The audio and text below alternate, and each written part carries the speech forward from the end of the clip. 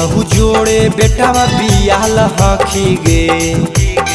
दू गो होलहु जोड़े बेटावा बियाल हखी गे। त हमरा में साट नागे छौड़ी छुआल हखी गे। त हमरा में साट नागे छौड़ी छुआल हखी गे। दू गो होलहु जोड़े बेटावा बियाल हखी गे।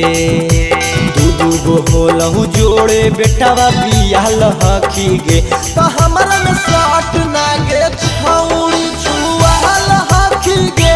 त हमरा में साट नागे छौड़ी छुआल हखी गे।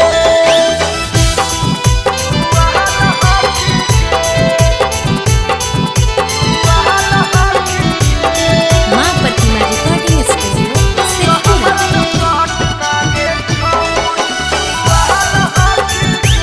मिक्स बाय शैलेंद्र बाबू।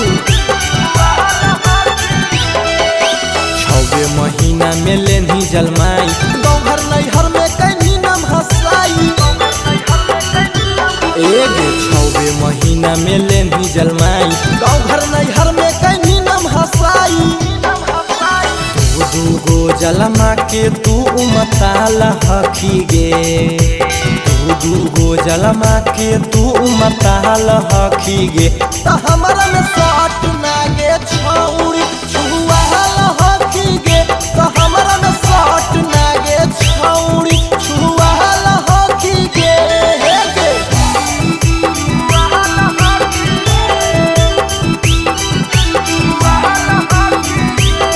माँ प्रतिमा रिकॉर्डिंग स्टूडियो शेखपुरा।